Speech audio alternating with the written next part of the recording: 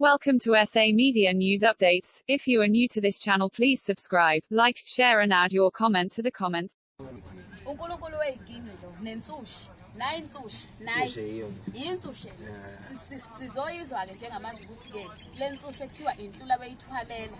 ukuthi ikhala kanjani awuyithinda ngizothinda nangoma ethi ididike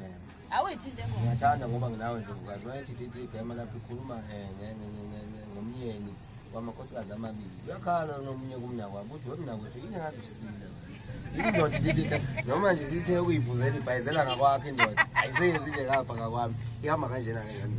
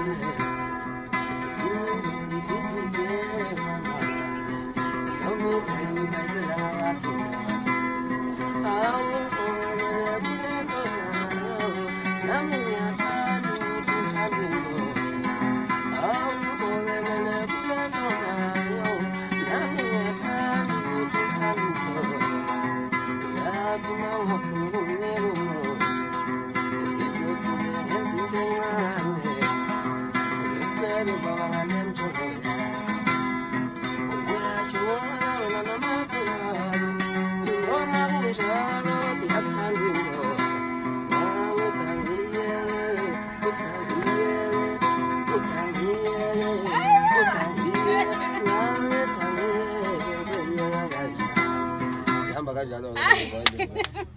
idlala idaba mase ngenza lezi zinto zami wendlovukazi bese ngithi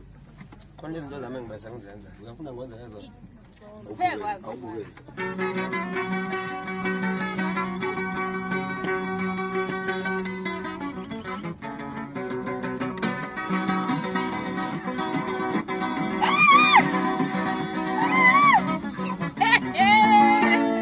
abona ke mase ngenze nje ngisuke sengifana nohlanga injalo indaba uyazi ngabe ngiyagikiza kodwa ngiyathemba lapho uzongigikizela uyabona nje bese sishaya ibonus yokugcina khona sebephatheka kabuhlungu ngalezi ihlabo kodwa ngabe ngixolele ngoba mina ngisuke ngizenzela nje uyabona khona la ngeke ngithi khona angiyeka sayixoxa siyakhala isidingo angiyazi akufaza msebenzi la izandleni bese ngithi kodwa basi bese bethiwa ukuthi ke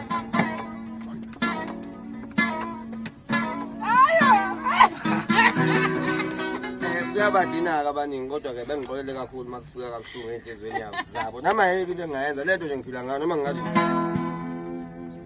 angiyezwa lona ngizenzela yonke into ngesidingo noma sibheke lapha noma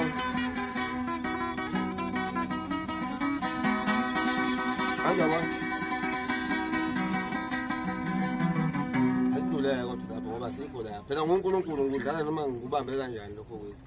manje mhlambe ungenzeka nami ukuthola usungifundisa ukubala labo ngoba ngavele ngikubambe isandla ngisibekela ngisho ngithi baningi ngibafundise ukuthi ngeke bekutsheleke ndlovukazi ukuthi ngeke belitshele izwe ngoba hey umuntu mbukeli wena uNduthingi ngicela ukuthi uhlale nathi ngoba kuzokwenzeka nami ungithole usithintitha indlovukazi sinithintela uthi kente kuthi kente awus ngokuzayo kuzoba kuyimo zobela injalo indaba siyabonga kakhulu ngesikhathi sakho mfethu nathi babukele emakhaya siyabonga kakhulu nibe right ngiyathanda ngane zakwethu